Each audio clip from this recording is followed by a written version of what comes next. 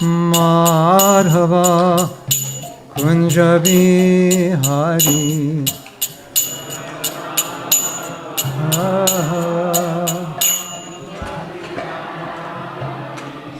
Jaya Radha Madhava Kunja Bihari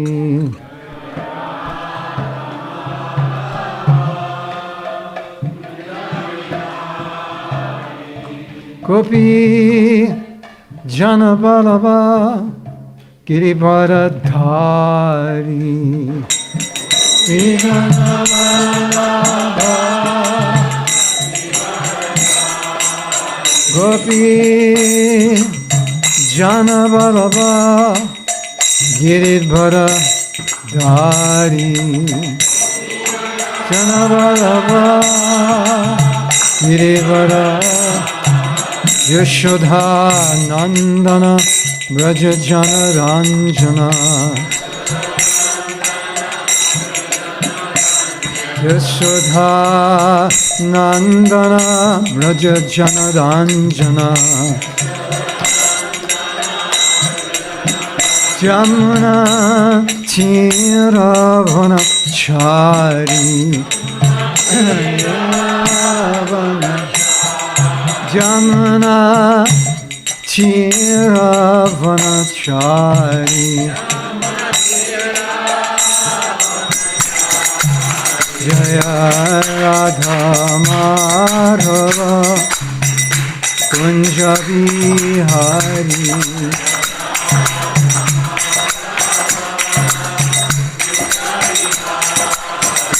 Jaya Radha Madhava Kunja Bihari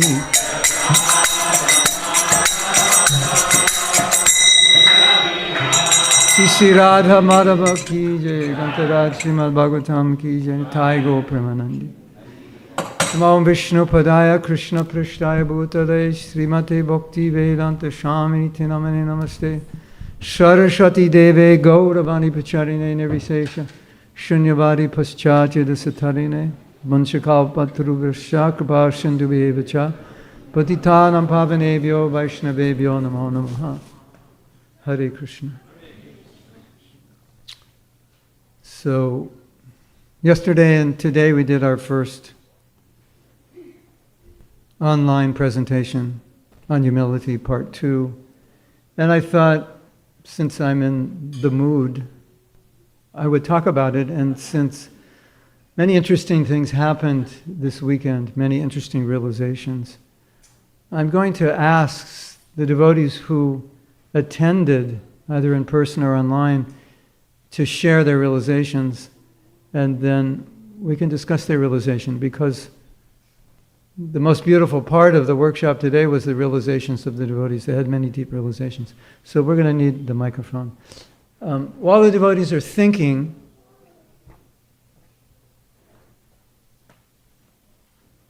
I want to describe a few verses that tell us how difficult humility is. Once there was a Bengali devotee, and he heard about Mahaprabhu's mercy. And he thought, this is amazing, this is the movement I want to join. He was very happy and very excited. And then he read the third verse of Shishashtakam, Trinadapi Sunichena, one should be more humble than a blade of grass. That means one should feel oneself lower than everyone. Grass is the lowest. And one should be more tolerant than a tree, even if abused, one should be tolerant. And one should not want respect for oneself, which is, wow. And one should only want to give respect to others. When he read that verse, he said, forget it. I'm not joining. I can't do this. There are several verses in the Naradiya Purana which describe how difficult it is to develop humility. One verse describes how even those who have renounced everything, complete tyagis, the one thing that they're unable to renounce is their pride. And then it says, it goes further to say, but even if they're able to renounce their pride. They don't want to be glorified. If they're glorified, they like it. They relish it. So it's a very deep topic, a very difficult topic. And Vidura, I believe that Vidura told Duryodhana, or Krishna told Duryodhana, he said that you should be humble now. You should not fight the Pandavas. You should drink this very pungent, unintoxicating, bitter medicine called humility. So, for the conditioned soul, humility can be bitter, because humility means to acknowledge who we are without any masks, without any pretension, to be aware of our faults, not hide them from ourselves or from others, to not always think oneself right, to not look for any kind of recognition. This is difficult stuff.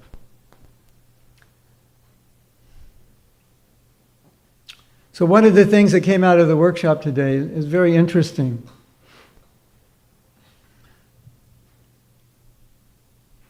Anything we do, we have two options. And they're not mutually exclusive. Sometimes they go on simultaneously.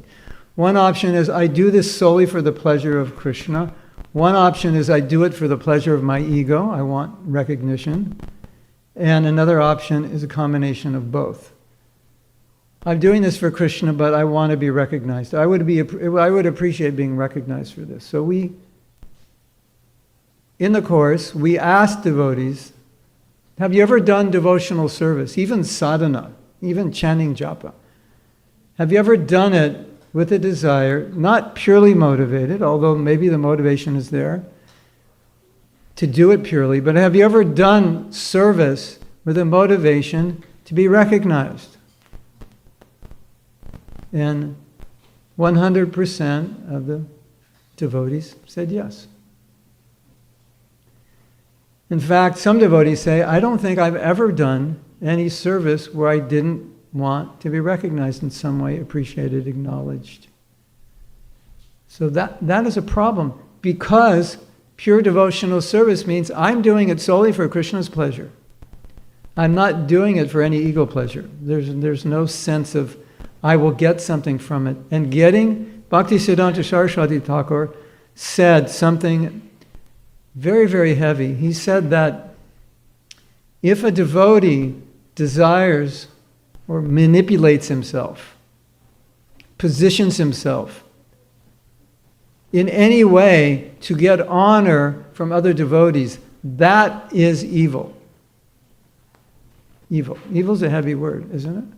That's an evil. He said, that is an evil design. I've done something to position myself knowing that I will get honor for this. Consciously done that. He said, that is an evil manipulation. So, then Srila Prabhupada said, the doors to Vaikuntha open, the gates to Vaikuntha open through humility. For the humble devotee, that's what opens it. This is what sometimes I joke, that when you're going back to Godhead, there's a security gate, and they'll check. Actually, in Vaikuntha, there are 7 security gates, but they'll check. And humility must be there. And in fact, Prabhupada said, it's fundamental to bhakti. And in fact, Bhaktivinoda Thakur said, bhakti is made of humility and compassion. That's what it is. In other words, without it, we don't have it. So, we came up with a little phrase yesterday. Was it yesterday or today? Humility is the master key to bhakti. It's the foundation upon which the creeper of bhakti grows. That was the conclusion of 7 hours of this course. So, as I said, we're going to ask devotees who are at the Course to share their realizations, and these realizations are very beautiful and powerful, and I thought, let us hear from them, and let us discuss their realizations and see where it takes us. So all you have to do is raise your hand. If you don't, I will call on you.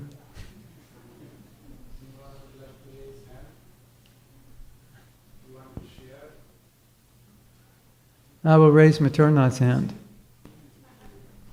first. Over here, over here.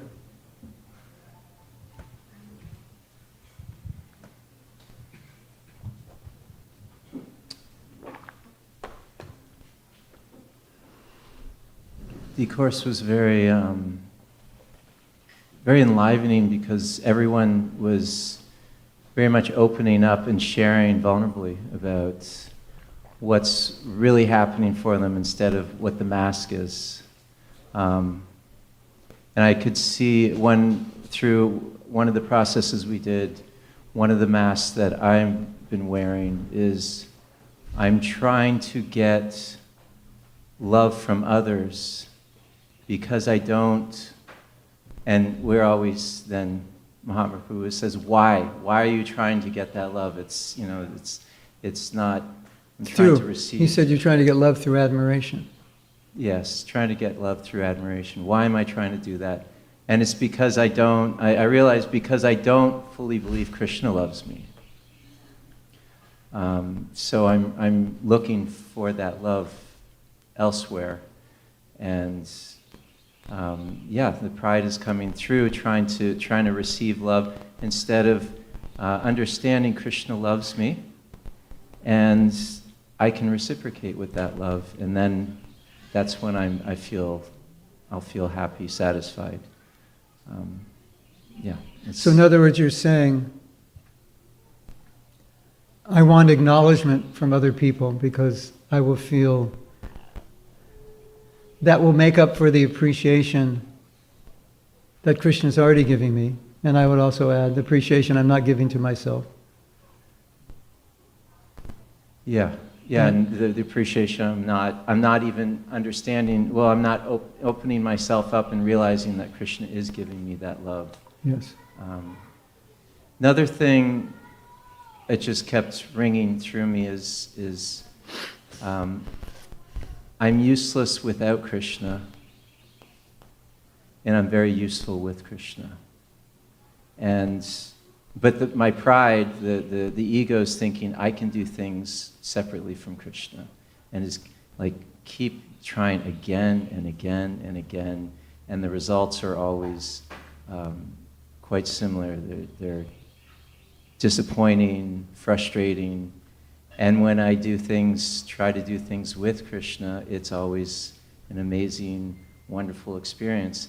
And only through humility can I, try to do things depending on Krishna. So that's another realization. Yeah, so we have I did it, and we have Krishna did it. I did it, ahamkara. False ego, I did it. You ever do something and think, yeah, I did it. I'm the man, I'm the woman. That's false ego. And you do something, you succeed, and you say, thank you, Krishna. That's real ego. I am servant. So what's interesting is, if you write on a piece of paper, I am blank, and then after I am, you fill in whatever. I am American, I'm the man, I'm good this, whatever, I'm strong, I'm smart, I'm like. Every I am you fill in that other than I am servant of Krishna, that's false ego. So if you want to know the difference between real ego and false ego, it's very simple. I am servant of Krishna, or I am fill in the blank. I am whatever. Sometimes I think of ahamkara as identifying something as mine that belongs to Krishna. Whether it's a possession, or a quality, or a success. So, if I say, this is mine, false ego, this is Krishna's. So I have some intelligence, I have some ability, I have something, and I say, this is Krishna's, real ego. Krishna gave it to me. False ego, I'm smart. I'm good at this. False ego. So the ego wants to take credit. We don't always want to give credit. Krishna, you can have some credit, but I want some also. Can we share it? So that we see with examples of Prabhupada, he when he was glorified, he always gave credit to his Guru Maharaj, never to himself. Never thought for a moment. And that's my credit. One of the most beautiful things, I think, that came out of this course is something I learned from Srila Bhaktisiddhanta, but it became more clear as the course went on. If we look at our lives as conditioned souls, we can see how our ego is influenced by what's going on in our life. So if I'm not doing well, the ego goes down. If I'm doing well, the ego goes up. So if I'm not doing well, I'm failing. I think I'm a failure, I'm so bad. And if I'm doing well, then I think, oh, I'm smart, I'm great, I'm successful. I'm better than my neighbor. Our ego is very much influenced by what's happening, isn't it? And it's hard for a conditioned soul to be extremely successful and simultaneously humble. Because the more success, I just got a promotion now, I'm the head of the Jacksonville branch of Google. It's going to affect us, isn't it? Like, you know, and your neighbor is just like, he just drives a truck for Amazon. So it's like, loser. That's the conditioned response. As I succeed, I get more of a position. Maybe in Iskcon, I get a position. I'm on this bureau, that bureau. My ego, if I'm not Krishna conscious, it increases proportionally to what's going on outside of me. The most beautiful thing about humility is that never happens to a devotee who's humble. Whatever's going on outside does not influence his realization of who he is, because he never forgets, I am servant, that's all.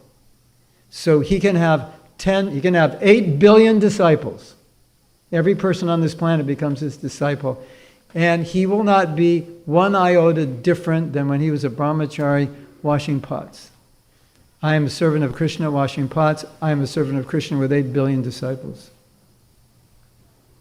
His ego is not affected by what's happening because he can't forget I'm servant. And that's why you see with Prabhupada, he always said, I'm your servant. I may be your spiritual master by designation, but factually I'm your servant. It never made Prabhupada think, I'm not your servant because I'm your guru. I'm always your servant no matter what. And with us, no. The ego is up and down according to our successes or failures. Isn't it? Isn't that amazing? That's pure bhakti. He's not so in other words, what's happening is when the ego goes up, we're forgetting I'm a humble servant of Krishna. And a pure devotee can never forget I'm a humble servant of Krishna no matter what happens. It also happens when things are bad. Sometimes when things are bad, we run away from Krishna. We forget I'm a servant of Krishna.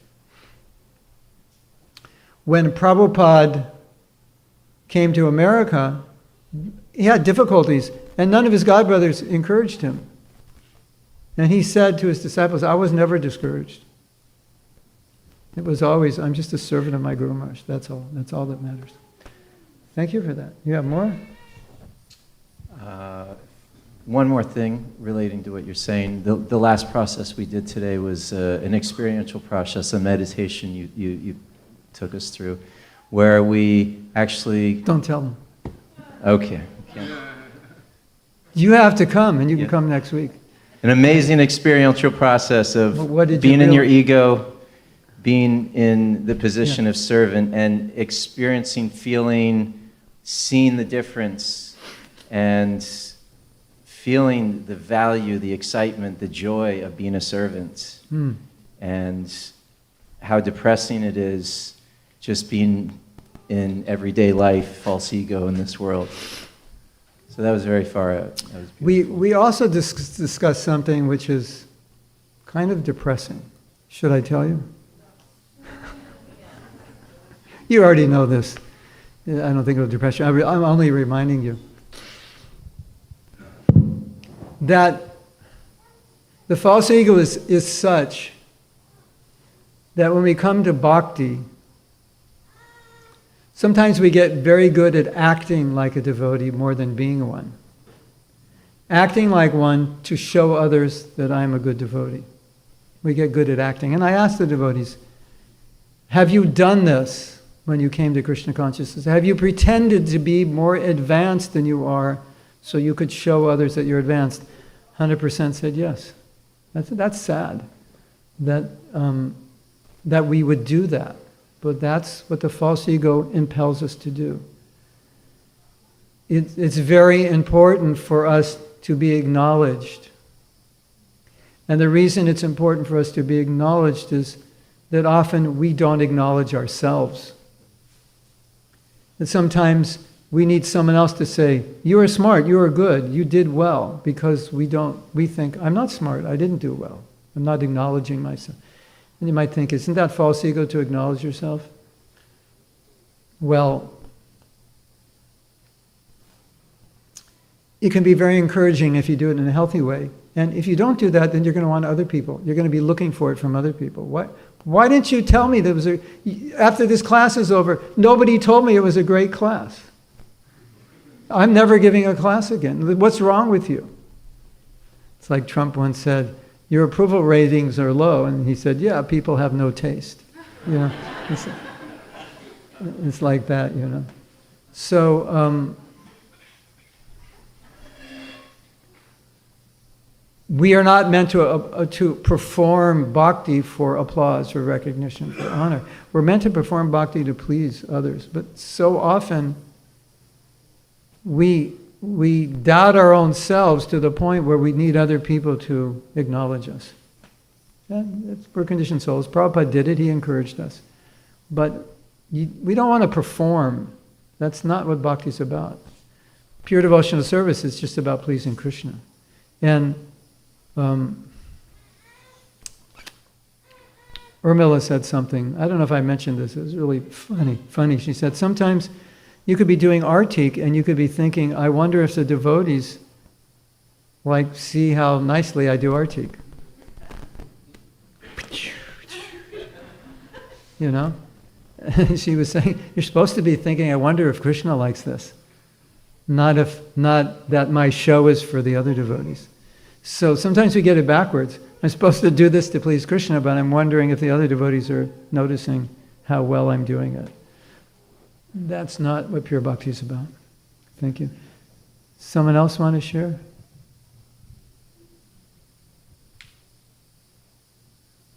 In the back?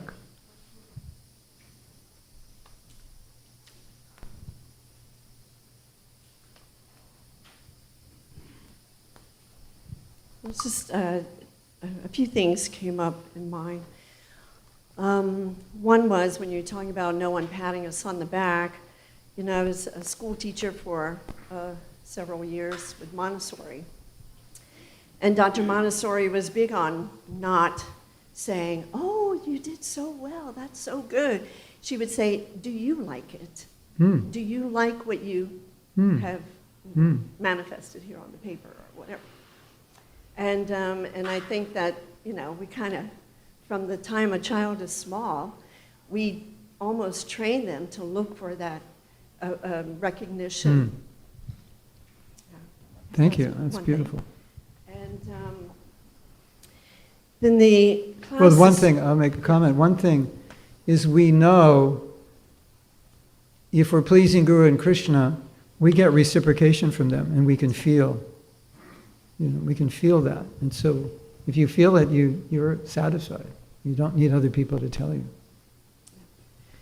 In class this morning, Srila Prabhupada gave class, and the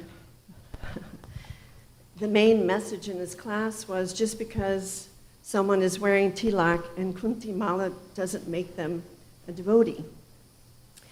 And he said, do you know Krishna? That's what makes you a devotee. Right? And he went on to say, you're either a devotee or a demon. There's only two. There's not a third. Right? And I thought, wow. You know, and I think, okay, do I know Krishna? I know okay, I know that he's God, right? I know that he's the Supreme Personality of Godhead, right? And however, how often through the day do I forget that, also? And so I thought, well, maybe I don't see myself as a, 100%, understanding Krishna consciousness, that kind of devotee, but I definitely don't want to see myself as a demon either. And so... We're trying. Yeah. The Prabhupada often said, we're trying to be devotees. Because when Prabhupada means devotee, he means pure devotee. Yeah. So sometimes he admonished devotees to call themselves devotees. He said, not devotee, trying. That's the humble attitude. And it's interesting because when we're pure devotees, we won't even think we're trying. That's right. We will think we're not. And Trinadapi Sunichena it's so interesting. Because if I lack a taste for chanting, maybe that's why I'm not Trinadapi. Maybe it's my pride that's blocking the ability to taste. And maybe it's my pride that's causing me to make offenses. And to be more humble than a blade of grass, what it means is that the devotee thinks everyone is above me, which is, of course, for us inconceivable. Because the grass it's on the bottom. And everyone is above me. That means, at least for us, maybe I don't feel, how could I feel I'm lower than everyone? That's a very high realization. But I can appreciate everyone. I can do that. And Srila Bhaktisiddhanta Saraswati Thakur made it very clear. He said, he was taking the example himself. He said, the reason I cannot see the good qualities in the devotees is because I lack the humility of a blade of grass. Because I put myself above some. If I put myself above some, then how am I looking? I'm looking from a higher position, so I'm looking down. So I'm not able to appreciate. And so he explained that lack of ability to appreciate is coming from a lack of humility. So therefore that lack of humility will cause fault finding. That's where it comes from. I don't know about you, but if I've ever found fault with someone or something, I've often thought I'm insightful. Like I'm smart. I can see the fault. Like I have intuition, it's like I have this quality that I'm able to see a fault where maybe you can't see it. There's like something wrong with you. You can't see it. It's actually the opposite, of course. But Srila Bhaktisiddhanta made it clear, when I'm seeing the fault as opposed to seeing the good, it's because I lack humility. And then another thing which is really interesting and scary, sorry if I scare you, but I think it'll be good to be scared by this. Well, we'll say the good part first. If I appreciate a good quality in you, that quality is going to come back in me. Isn't that beautiful? What you appreciate. You know that saying, what you appreciate appreciates? So what you appreciate in another, that quality becomes yours. It boomerangs. That's the value of appreciation, what I see the good in you. Because I get inspired by what I see good in you. And I want to be like that. I see you're so humble. You're so honest. You're so kind. I'm so not humble. I'm not honest. I'm not kind. I appreciate that in you. And I become inspired by that. And that your good quality starts to, by osmosis, come to me. Here's the bad news. I think you've guessed the bad news. If it works positively, it works negatively. So the fault, I didn't make this up. This is, I believe, Bhaktivinoda Thakur. The fault that I see in you, that becomes boomerang, and I get that fault myself. Hare Krishna. But the realization that I think is so important is to understand that nature to see the good or the nature to see the bad is either coming from a humble attitude or a proud attitude. So it's something to recognize. Yes? I have a question. Yes, yes.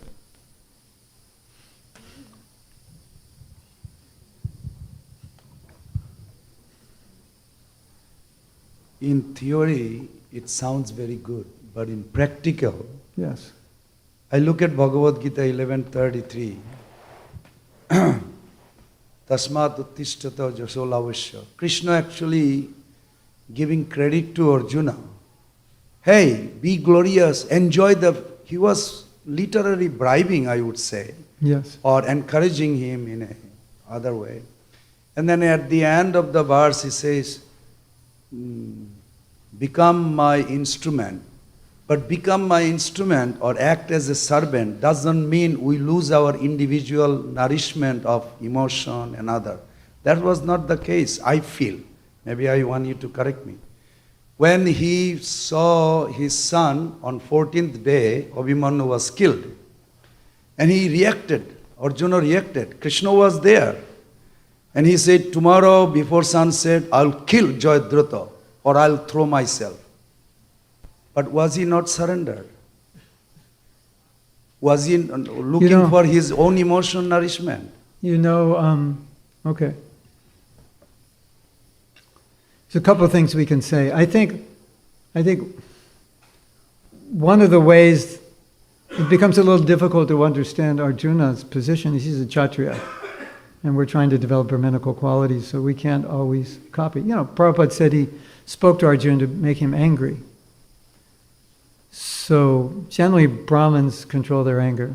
And Prabhupada said if he wasn't angry, he wouldn't fight. So, not that a devotee doesn't get angry, but generally we see the anger manifested more in the Kshatriyas. Let me tell you a story first and see if it helps. There was a man who questioned Prabhupada. He didn't question Prabhupada. He said to Prabhupada, Arjuna is not a pure devotee. This upset Prabhupada. Why do you say he's not a pure devotee? He said because when his son was killed, he lamented. And if he was a pure devotee, why he would lament? And Prabhupada said it's natural. If you lose your son, it's natural. And Prabhupada said, but he didn't stop fighting. So Prabhupada said, that's the distinction. The pure devotee, maybe he will be affected. Maybe you will offend me and I will be affected, but I'm not going to offend you back, even though I feel like it. That's my humility in practice. I'm not there yet, but at least I can practice it. Or you tell me, you said something really bad in class. My immediate reaction is like, who are you to tell me? Right? So I don't react that way. And I say, okay, tell me. And I know in my heart I should listen to you because you're probably going to say something valuable and I should at least consider it. That's my practice of humility.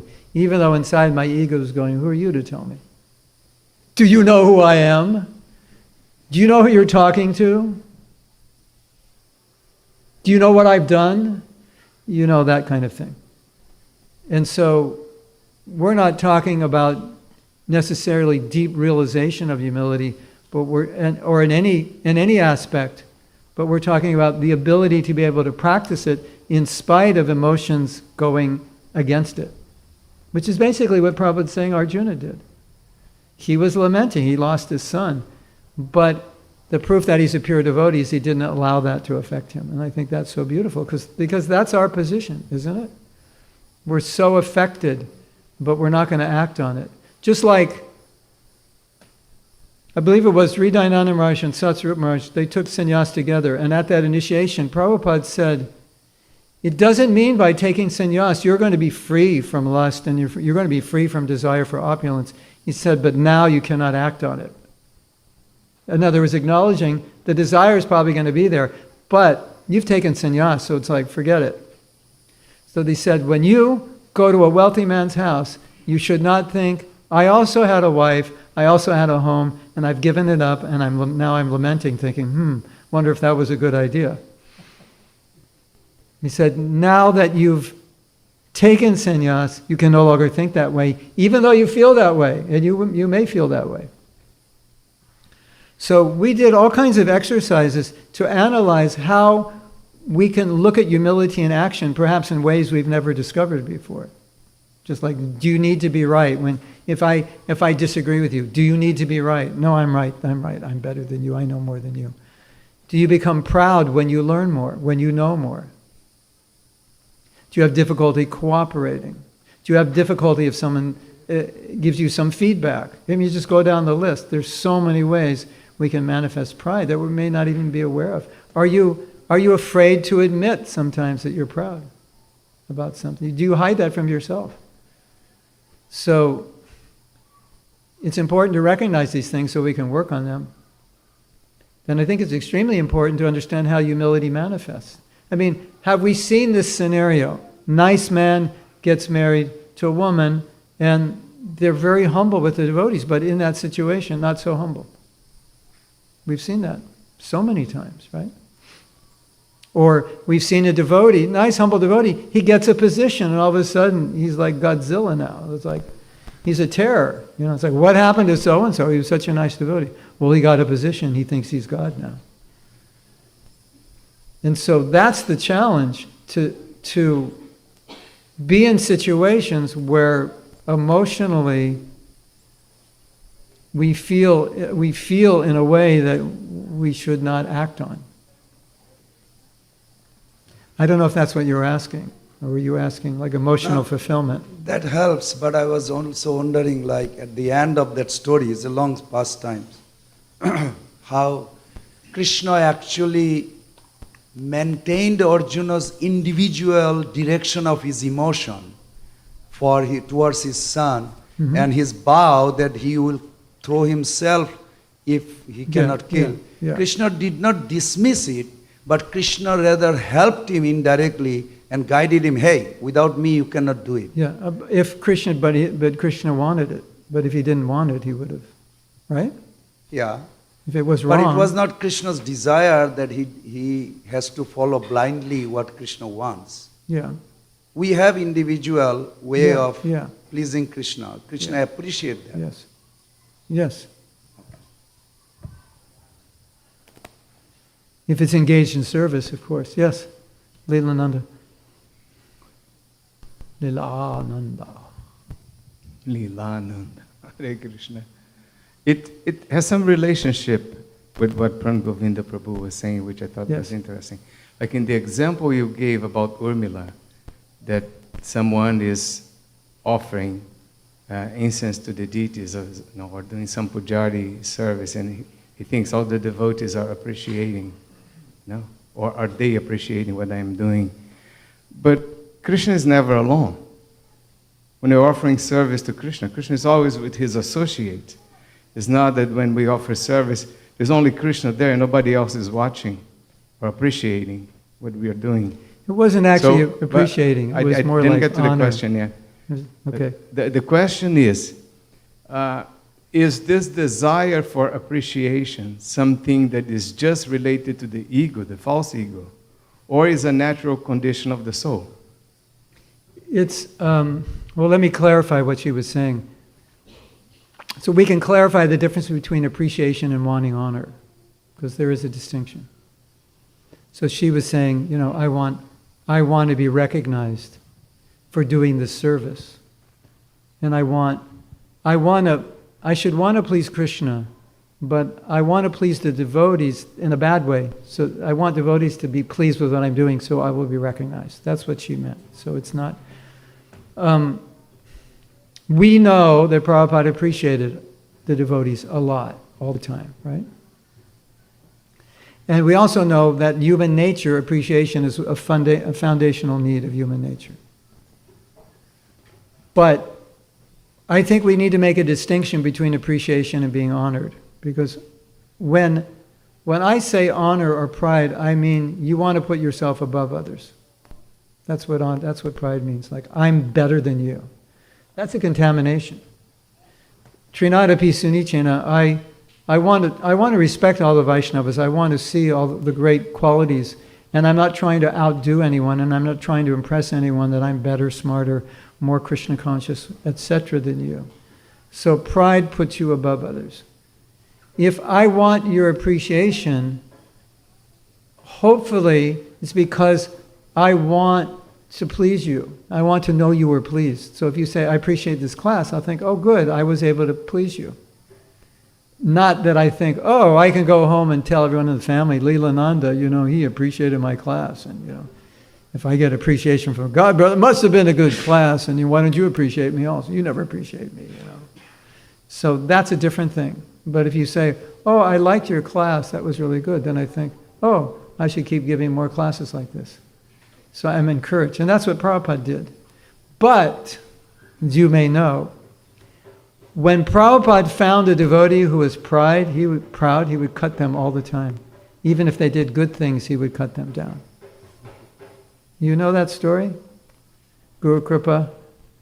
He collected his party, collected $108,000, came to Vrindavan, like a briefcase of money, like in the movies, And Prabhupada said, why only 108? Why not 110? He was like that with him. So sometimes Prabhupada may have felt the need to cut someone's ego down, who he felt who had a big ego. Most devotees Prabhupada appreciated. And when we got appreciated, then what do? It was like, great. I feel inspired to serve.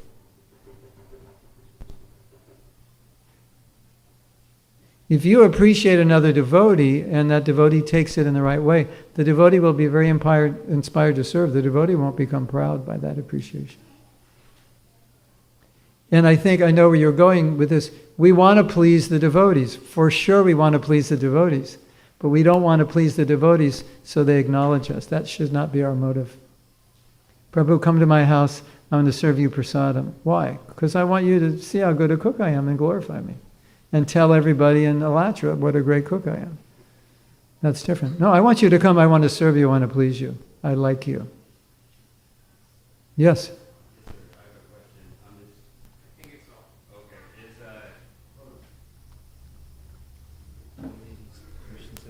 okay. Oh, okay. Krishna, Krishna, Hare Hare. Is Krishna consciousness within you or without? Is it within or It's without? definitely within, yeah. It's there. It's not... There are things you can do outside of you that will ignite it, but it's already there. You're not igniting something that's not there. Thank you. So we have some over here. This side.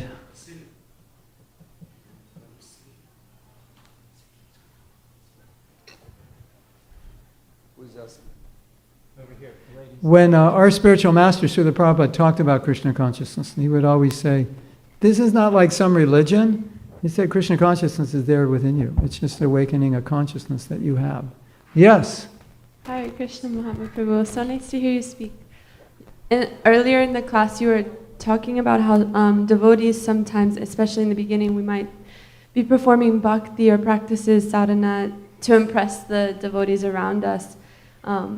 And in the ashram, I definitely experienced this within myself, like, I need to fit in, I need to, prove that I can be part of, and I feel like there's some level of purity in that too. Like, yes, it's not a pure motivation, but Krishna pulls the purity out of that and helps us advance. However, I've seen a lot of my peers pull away from bhakti for that reason. They'll say something like, I felt like I wasn't doing it from my heart, and so now I just don't do it at all. And so I wanted to know maybe if you had some thoughts about that. One of the problems that we face in our movement is that it's so difficult to be Krishna conscious because we're highly conditioned. And if we don't realize that being highly conditioned is normal, that there are going to be difficulties, and that everyone's experiencing it, then this can happen. But if they knew, they say, what you're going through, everyone's going through it. And these very advanced devotees you see, they all went through it also, because it's normal. So oftentimes we become discouraged when we meet our humanness, and we become discouraged. And to know that it's normal can really make a huge difference. No, you're just normal, everything's fine. It's like you have an illness and you're healing and you're thinking you're supposed to be better and you're worried and you call the doctor. You say, doctor, it's been 3 weeks and I'm still coughing and this and that. And then he says, no, that's normal, it takes 7 weeks. And then you're relieved, like, oh, okay, yeah. For everyone it takes 7 weeks. So I think that's extremely important. I have a story, this is a funny story, and it's a very valuable story. There was a devotee, used to be in our community. He was raised in Krishna consciousness. He had a very difficult life. His father was in and out of Krishna consciousness. And just let's say he had an extremely difficult life. And in his world, he just had a horrible childhood. And he had so many problems. So we were doing a workshop, and everyone was talking about all their problems. It was mostly adults there. Everyone was just being vulnerable, talking about their challenges. And during the whole workshop, he was a very angry person. He was very angry and just hard and cold. And when it came time for him to speak, he was one of the last persons who was going to speak about their problems. He was laughing, and nobody could understand. Why are you laughing? You've been so angry and serious this whole time. And he said, you guys are more messed up than I am.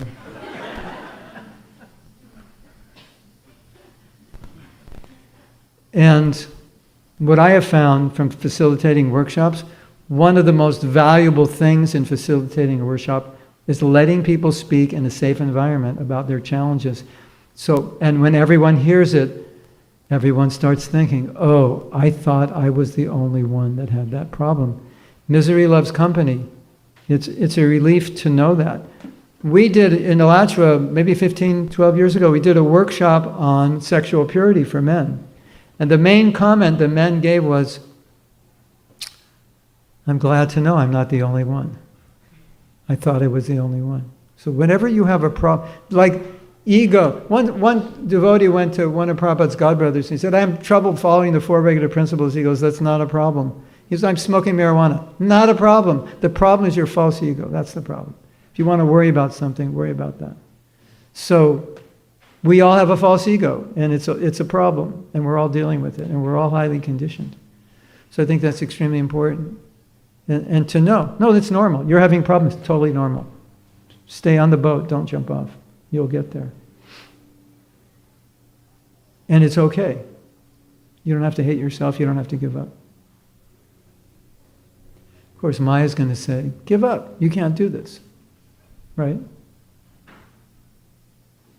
Is that okay? Yeah. Someone else? Yes. My biggest takeaway from the workshop was I feel the closest when I'm humble. You feel what? I'm feeling closest to Krishna when I'm humble. Closer to Krishna when you're humble. Yes, and then also the distinguish you made between false pride and healthy pride. Yes. When it's healthy, it's like, yes, we did it, thank you, Krishna. Yes. And false pride is like, I did it, I need recognition, I want this, and kind of don't have Krishna in the picture. Yes. So it's such a beautiful reminder that whatever I achieve in life, to always thank Krishna and remember, yes, I'm your servant. It's all because of you, because you're empowering me. So that's kind of my takeaway. Yeah, and we need healthy pride, because healthy pride gives confidence. Like, have you ever done something and just went, wow, I didn't know I could do that? You ever done that? Just a quick example would be a recognition of both, whenever it's like the Krishna in you and the Krishna outside of you meet together. Yes, exactly. Like, I couldn't do this on my own, but I did it. And I'm proud of myself for having the courage to do it. And I know Krishna helped me. So that's a healthy form of pride. That form of pride doesn't make you feel better, it makes you feel smaller. Because you know Krishna did it. The unhealthy pride makes you feel better because it's false ego, I did it. Right? Yes. Yes. Hare Krishna. The last one? I mean, you can all leave at 6 o'clock, whatever. Hare Krishna, Prabhu. Thank you so much for a wonderful class. My question is related to something you mentioned even in your video, one of the videos, related to humility.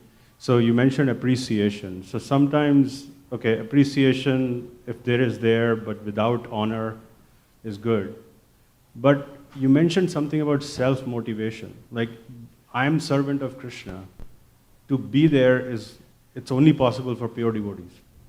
But someone who's getting there, who's not there yet, they need some appreciation and they need that self-motivation.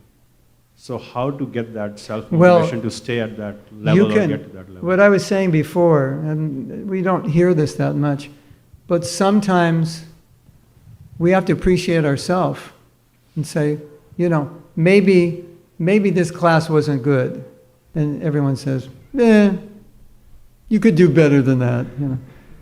And I'm thinking, I tried my best. And so I can, if I feel I've tried my best to serve Srila Prabhupada and serve you, that's a kind of self-appreciation that motivates me to go on. Okay, I can do better. I'm sure I can do better. But I'm trying, and I don't want to give up. And if I'm dependent on others' appreciation, maybe I'll give up if no one appreciates me. So now I'm not self-reliant. I can't motivate myself. I'm very dependent on others, and if I don't get that encouragement from others, I give up. So that's not a healthy state to be in, because now I'm allowing other people to control me by their opinions of me. But if I'm sincere and I'm trying to do it for the right reason, why shouldn't I be encouraged? And will I get better at it? If I keep doing it, I will. If I stop doing it, I won't. If I allow others to... Havi told me something really interesting. I don't know the psychology behind this. He said, every song that he produced, if half the record company hated it and half of them loved it, it was always a hit. But if all of them loved it, it wasn't. Oh, he has a better story. Oh, this is a great story. I hope he doesn't mind I tell it. It's glorifying him. I knew Havi when he was brahmachari, and we used to go out and do kirtan, and he always said, I think I could make it in the music industry, and so he tried it and he did it. And the way he did it was, there was a mountain in Venezuela, I think it's called Green Mountain. Anyone from Venezuela here? Yeah. So he decided to write a song about that mountain. Is that it? Yeah. Back whenever it was, 82, I don't know. He decided to write a song about this mountain. And he was convinced this is going to be good. So he wrote to one of the most popular, if not the most popular singers in Venezuela and said, what do you think about writing a song about this mountain? And the guy said, who wants to hear a song about a mountain?